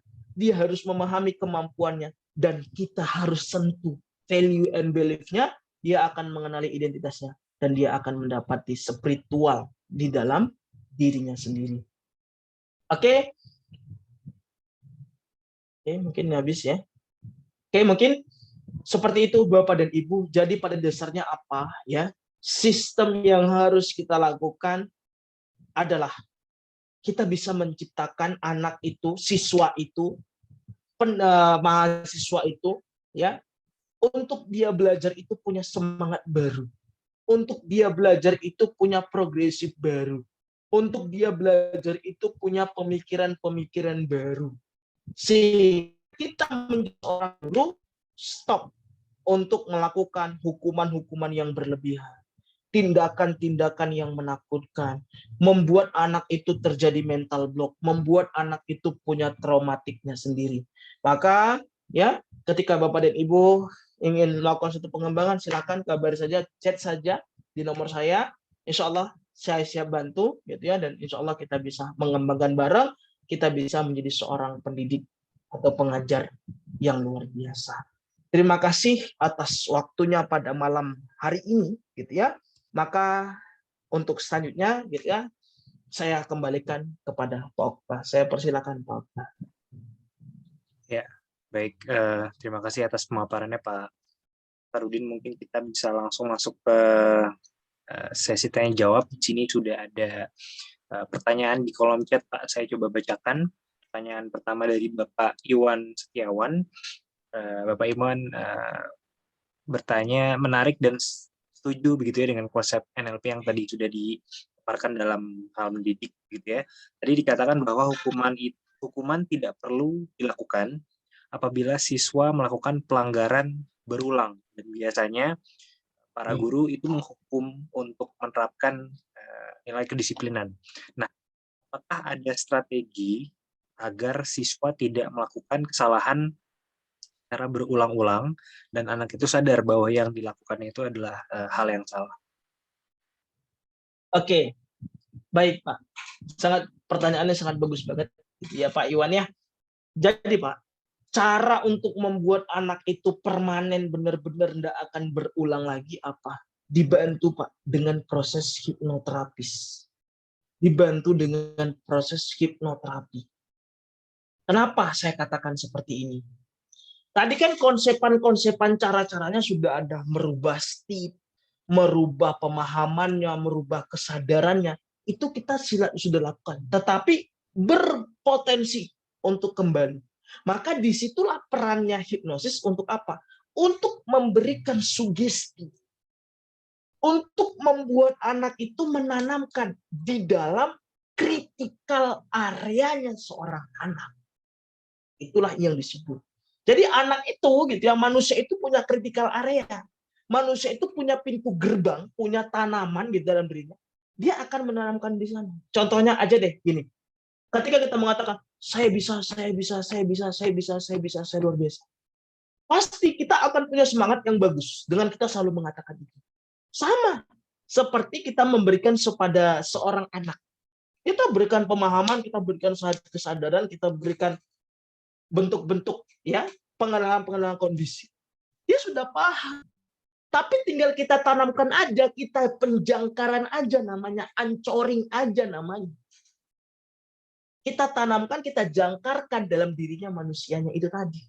Nah, itu ya, proses ancoring itu adalah proses yang sangat efektif. Dengan apa? Dengan membuat apa sih yang dia sukai. untuk dia terus melakukan itu dan melupakan terhadap apa yang menjadi sumber itu terulang-ulang. Makanya saya katakan, ibarat NLP ini kita memahaminya gitu ya, seperti kita mau masak sayur, Pak. NLP ini ibarat itu sayurannya. Kita mau masak oseng tempe misalnya, ataupun rawon, daging, ayam, dan sebagainya. Itulah yang disebut NLP-nya. Masakan rawonnya, hasil masakannya, itulah hipnosis yang kita tanamkan di sana gitu loh. Jadi prosesnya itu seperti itu, Pak. Jadi kalau kita bisa katakan dalam ilmu NLP juga ada ancor namanya, penjangkaran namanya, sesuatu yang dibuat dengan sesuatu apa yang dia sukai. Nah, itu yang ditanamkan. Seperti itu, Pak Okta dari saya. Gimana, Pak Iwan?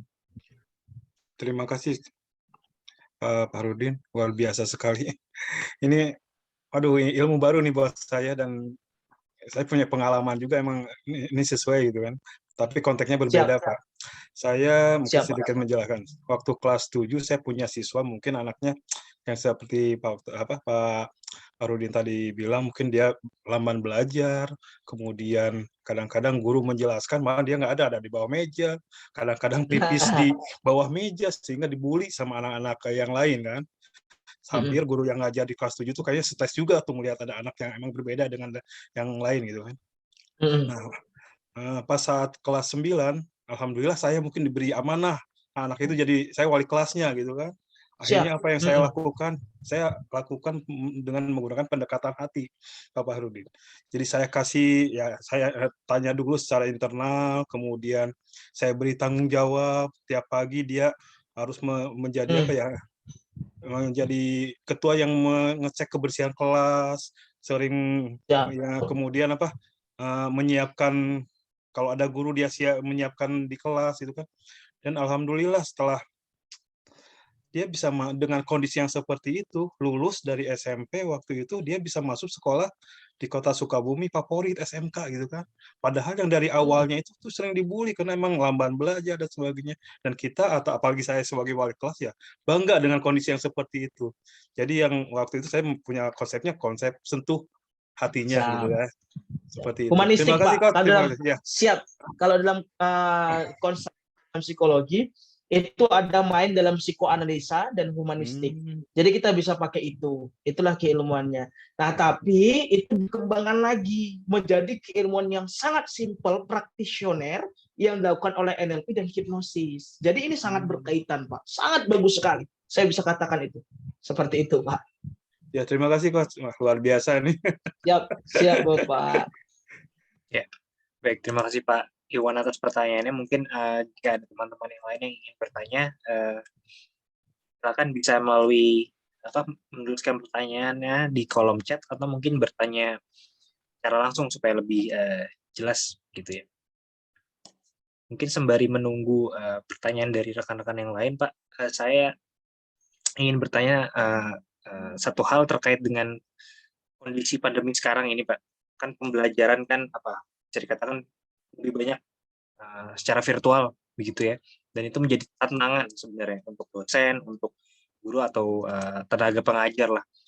Nah, pada saat pembelajaran secara virtual itu biasanya biasanya murid atau mahasiswa itu mengalami motivasi yang tidak seperti biasanya gitu, atau mungkin menurun begitu ya, Pak ya. Karena mungkin lelah menatap laptop, saja menatap gadget, saja misalkan dalam 2 jam atau 3 jam. Nah, bagaimana strategi yang bisa dikatakan baik begitu ya untuk para dosen dan guru ini untuk membangkitkan lagi, Pak, motivasi belajar dari siswa atau murid? Oke, baik. Pertanyaan yang sangat luar biasa, Pak. Nah, ini yang belum saya sampaikan sebenarnya. Jadi gini, Pak. Ini kita berbicara soal pemahaman sekarang gitu ya. Dengan kondisi yang luar biasa sekarang, ya. Kita akui, sangat kita akui, pembelajaran itu sangat tidak efektif yang dilakukan kepada siswa ataupun mahasiswa. Maka apa sih yang harus kita lakukan? Yang pertama, Pak, paling pertama adalah kita merubah sistem yang memang ketika ketika kelas offline, ketika masuk secara total dalam kelas, mungkin ketat, pembelajarannya banyak, tugasnya banyak. Ini harus kita rubah dulu, Pak. Dengan kita memodifikasi sesuatu yang tegas tadi, sesuatu yang banyak tadi, menjadi simple, menjadi sesuatu yang memang mereka senangi. Dengan apa? Dengan sistem pembelajaran, ya, kita mengikuti dari setiap karakternya anak.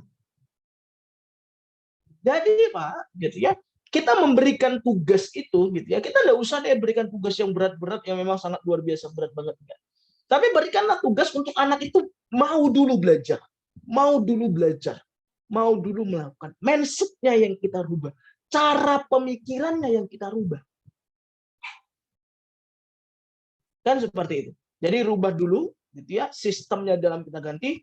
Kita harus buat fleksibel banget, behavioral flexibility-nya. Buat kelas itu menjadi fleksibel.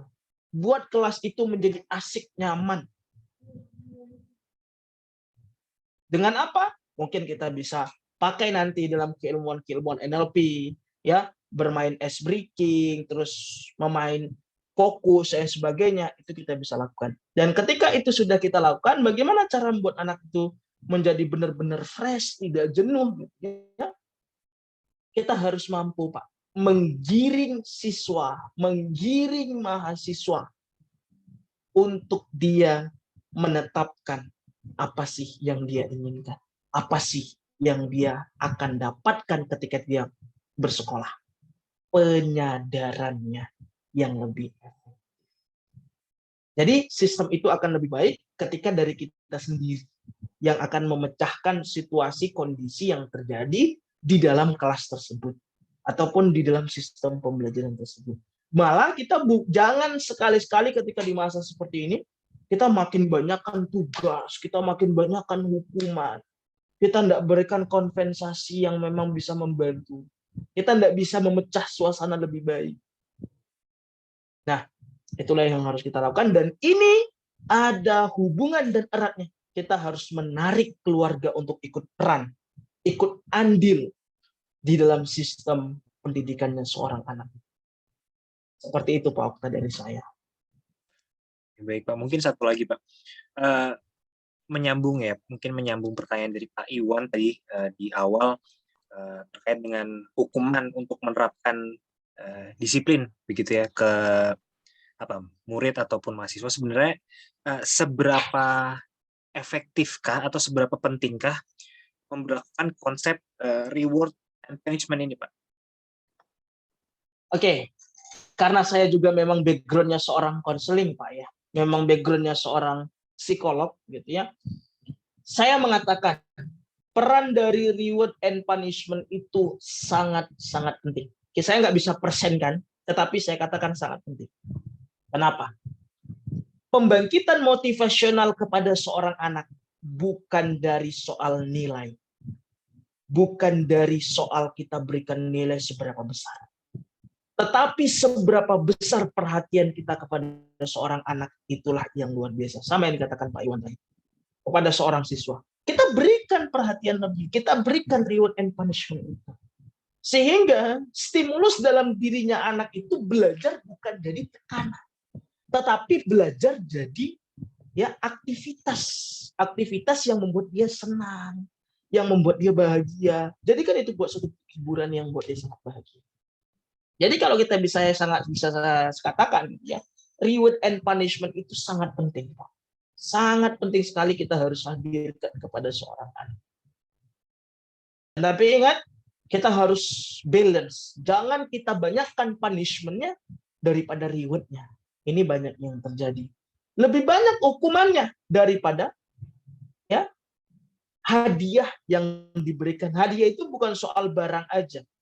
Kita bisa pujian, kita bisa memberikan satu bentuk yang membuat dia bahagia, gitu loh. Apapun itu. Jadi nggak hanya barang, nggak hanya uang, seperti itu. Jadi seperti itu, Pak Okta. Terima kasih, Pak Farudin. Mungkin apakah dari rekan-rekan yang lain ada yang ingin bertanya? Silakan. Oke, Pak Iwan. Nambahkan Pak Okta mungkin. Izin ya. Ini tadi terkait dengan sistem pembelajaran kita kan Pak ya, emang efektif belajar kita itu tadi kata Pak Rudi itu 3 sampai 4 jam mungkin Pak ya. Nah, tetapi kan beda dengan di kita itu kadang sampai jam Benar, 2 sampai ya, sore gitu ya, sampai sampai jam sore 4 lanjut gitu ya. dengan sekolah agama kan. Gitu kan, lanjut dengan sekolah agama atau yang berbasis IT malahan mungkin lebih lagi ya Pak ya, sampai jam 4-an tadi ya. Nah, kemudian di lain pihak juga kurikulum kita yang di mana mata pelajaran hampir 12 kan Pak ya? Hampir 12. Nah, itu bisa diterapkan nggak sih Pak dengan sistem misalkan kita belajar hanya 4 jam, tetapi dengan mata pelajaran yang luar biasa di kita hampir 12. Yang saya tahu kalau di luar sih hanya 7 atau berapa lah gitu kan. Izin Pak. Siapa? Nah, kalau kita bisa katakan, kita tidak bisa menerapkan di sistem pendidikan itu. Jadi kan jatuhnya ketika kita terapkan hanya dengan waktu 3 sampai 6 jam, kan gitu ya. Anak itu lebih banyak terporsir banget lah, kan gitu, sampai 12 pembelajaran, dia sangat terporsir. Maka yang harus kita lakukan apa? Kita enggak berfokus pembelajaran itu lebih asik. Seolah-olah anak itu enggak merasakan. Seolah anak-anak itu nggak merasakan tekanan, disitulah hadirnya NLP, disitulah hadirnya hipnosis. Dengan keilmuan praktisioner, dia kembangkan itu, dia bungkus itu dengan sistem yang memang membuat dia nyaman. Yang memang membuat dia, oke, saya senang nih, belajar hari ini senang. Nggak akan kerasa itu, Pak Iwan. Tapi ketika udah belajar, misalnya, belajar yang gurunya katanya killer gitu ya, berikan tugas, tekanan terus. Itu tadi gitu. Benar kata Cak Lontong. Kita kutip pendapat Cak Lontong. Kita ini gitu ya, belajar dari pagi sampai sore gitu ya, kata Cak Lontong. Tetapi kita mengejar-ngejar waktu gitu. Kita mengejar-ngejar bagaimana kita cepat pulang. Kita nggak berfokus lagi pada pembelajarannya. Dan bagaimana kita bisa fokus kepada pulangnya. Maka kalau kita bisa tarik apa? Rubah. Kita membungkus pembelajaran kita lebih baik gitu loh. Nah, seperti itu Pak Iwan. Insyaallah bisa besok kita kolaborasi terus. Insyaallah bisa membantu Pak Iwan. Terima kasih Pak Iwan. Terima kasih Coach. Terima kasih. Baik, Pak Herman, mungkin ada yang mau terima tanyakan kasih. Pak Herman atau Bapak dan Ibu lainnya? Ya, silakan jika teman-teman yang lain mungkin memiliki pertanyaan, silakan untuk mungkin ditanyakan gitu melalui kolom chat atau mungkin bertanya secara langsung. Mungkin saya juga ingin menginfokan ya materi yang sudah dipaparkan oleh Pak Farudin pada malam hari ini nanti akan uploadkan ke link G-Drive yang sudah di-sharekan linknya di WhatsApp grup CNET, dan juga hasil rekaman ini pun juga nanti akan di-uploadkan supaya teman-teman yang mungkin tertinggal pembahasan begitu ya atau terlewat bisa mendownload untuk dipelajari kembali gitu. Baik, apakah ada pertanyaan lagi dari yang lain?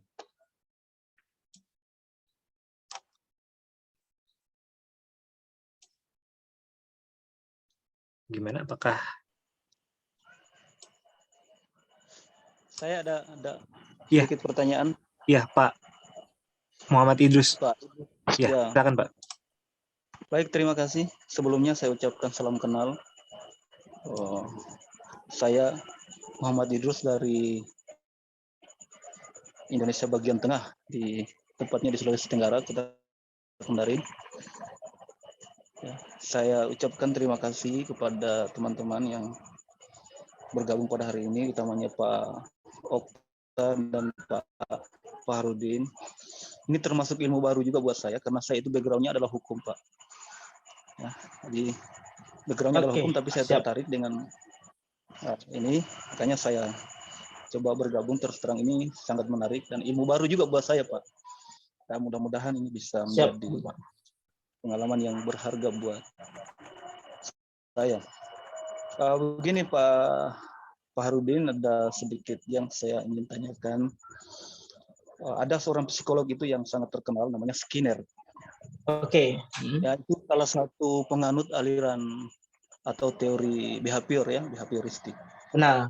Benar sekali. Beliau itu mengatakan bahwa setiap kali kita memperoleh stimulus, maka seseorang itu akan memberikan respon. Nah, kemudian stimulus yang ditangkap itu, setelah itu kita memberikan respon, respon ini berbeda-beda. Ada yang memberikan respon yang positif, ada juga yang negatif. Respon Dalam hal negatif. ini.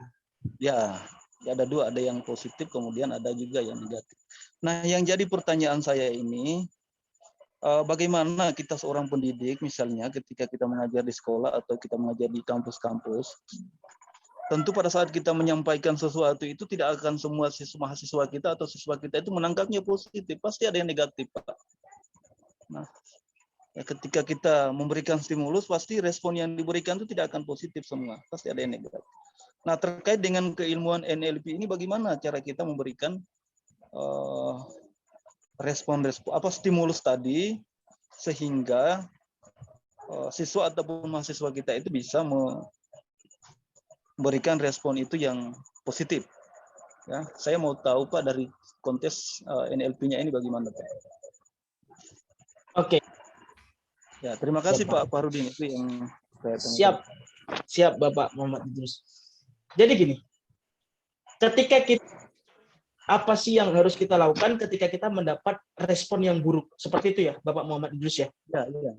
Ya. Nah, yang harus kita lakukan ya, yang pertama kali tadi sudah saya katakan di dalam buku psikologi perkembangan apa?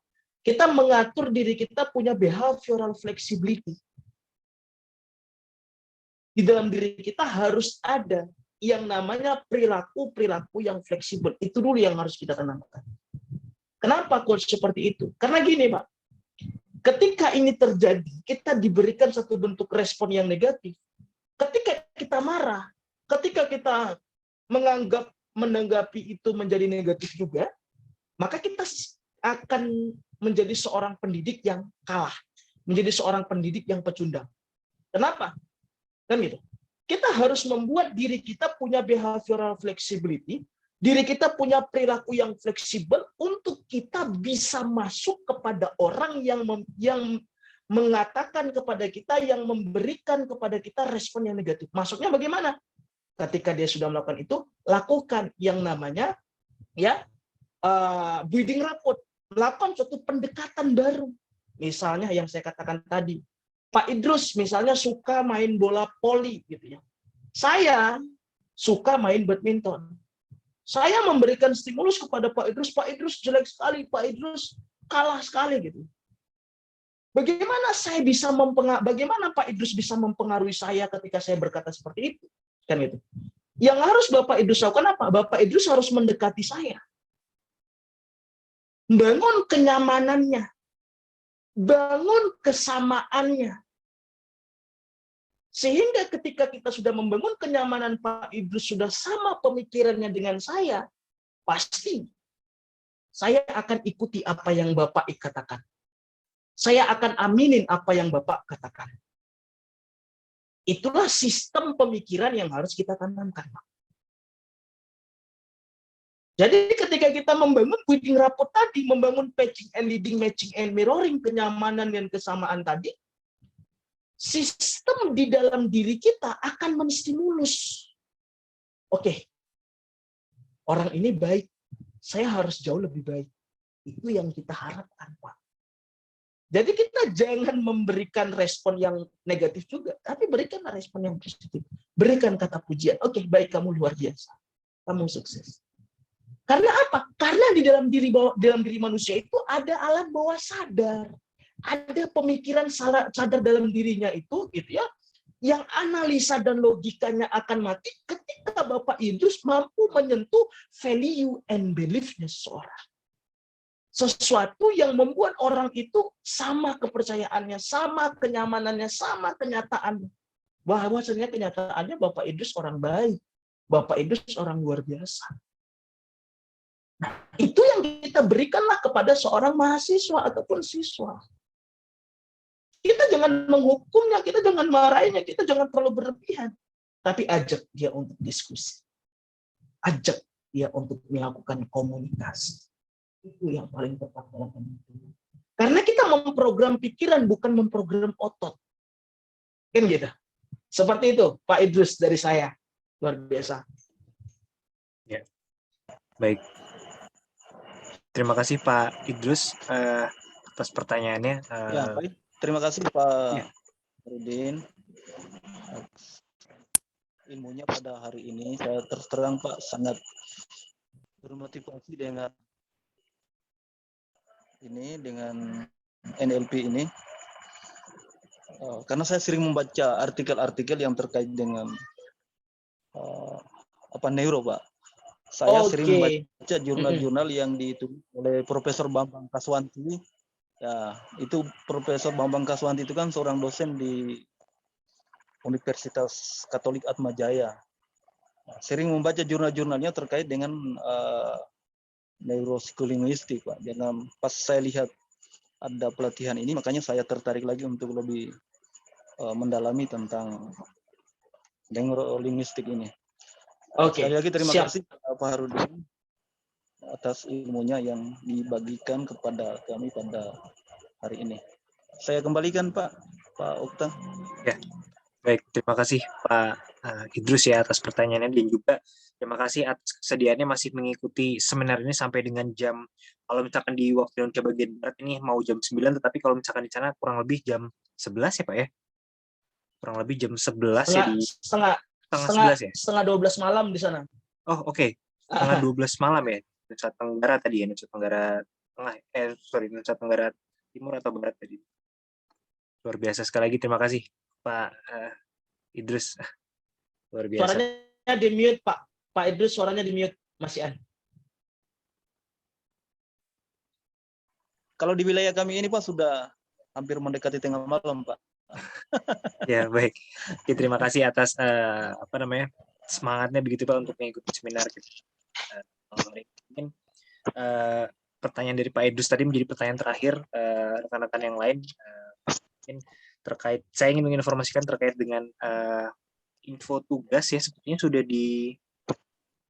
di-sharekan oleh admin Seiso ke grup CNET, di mana file tugasnya pun juga sudah di-sharekan, dikerjakan dan dikumpulkan itu paling lambat hari Kamis tanggal 24 Februari pukul 23.59. Dikumpulkannya kemana? Dikumpulkannya langsung ke nomor admin Seiso yang sudah tertera pada informasi yang sudah di-share. Lalu juga saya ingin mengulangi informasi bahwa materi dan juga rekaman nanti akan diuploadkan ke link G Drive yang sudah di-share juga di WhatsApp group. Jadi rekan-rekan yang mungkin terlambat masuk gitu ya, silakan, atau mungkin pembahasannya terlewat begitu, silakan untuk download untuk dipelajari kembali. Mungkin Pak Farudin, sebelum kita benar-benar akhiri, nanti akan ada sisi dokumentasi, misalkan memberikan closing statement Pak, atau masukan kepada rekan-rekan yang hadir pada malam hari. Oke, baik Bapak dan Ibu. Ya, jadi gini Bapak dan Ibu semuanya, kita bisa katakan, dan saya harus sampaikan, gitu ya, ilmu NLP tidak sekecil ini Pak. Ilmu NLP tidak sebatas ini. Sangat banyak sekali yang memang harus kita kembangkan kembali. Banyak teknik yang belum kita temukan, gitu ya, seperti Milton model, meta model, submodality intervention, psikoanalisa, kita akan mempelajari. Maka yang seharusnya saya katakan apa? Ya, kita sebagai seorang guru, kita sebagai seorang pendidik, yuk kembangkan diri kita untuk memiliki kepribadian yang lebih positif. Yuk, kembangkan diri kita untuk punya pemikiran yang lebih maju. Ingat, harus saya katakan, apa yang kita pikirkan belum tentu seorang siswa juga memikirkan itu. Apa yang kita rasakan belum tentu seorang siswa juga ikut merasakan itu. Maka, mari kita berikan yang terbaik, mari kita selalu mengatakan hal yang positif, maka hidup kita juga akan positif. Terima kasih Pak Okta, terima kasih Bapak dan Ibu. Mohon maaf apabila banyak kesalahan. Terima kasih banyak. Semua kita bisa bertemu di lain waktu dan kita bisa berbicara jauh tentang keilmuan apa itu NLP. Terima kasih, selamat malam, salam sejahtera untuk kita semua. Salam Om Swastiastu, Namo Buddhaya, salam kebajikan. Assalamualaikum warahmatullahi wabarakatuh. Salam. Baik, mungkin untuk sesi terakhir silakan teman-teman yang belum mengaktifkan kamera gadget atau laptopnya untuk segera diaktifkan karena kita akan foto bersama. Silakan. Untuk rekan-rekan yang lain yang belum mengaktifkan ya kameranya atau meng-on-kan kamera handphone atau laptop atau gadget yang lain, silakan. Oke. Saya hitung mundur ya, silakan menghadap ke kamera masing-masing. Oke, saya hitung mundur 3, 2, 1. Oke, baik, saya ulangi sekali lagi. Saya hitung mundur. Oke, 3, 2, 1. Ya, baik Bapak dan Ibu, untuk dokumentasi sudah selesai. Terima kasih sekali lagi atas kehadiran Bapak dan Ibu pada seminar kita malam hari ini. Jangan lupa dikerjakan tugasnya. Mohon maaf jika ada kekurangan dalam penyelenggaraan seminar kita pada malam hari ini. Akhir kata, wassalamualaikum warahmatullahi wabarakatuh. Selamat malam, selamat beristirahat, dan selamat mengerjakan tugasnya. Terima kasih Bapak dan Ibu. Terima kasih Pak Farudin. Selamat malam, terima kasih Bapak dan Terima Ibu kasih semua. semuanya. Terima kasih Pak Farudin, Pak Okta, terima kasih. Selamat malam semuanya.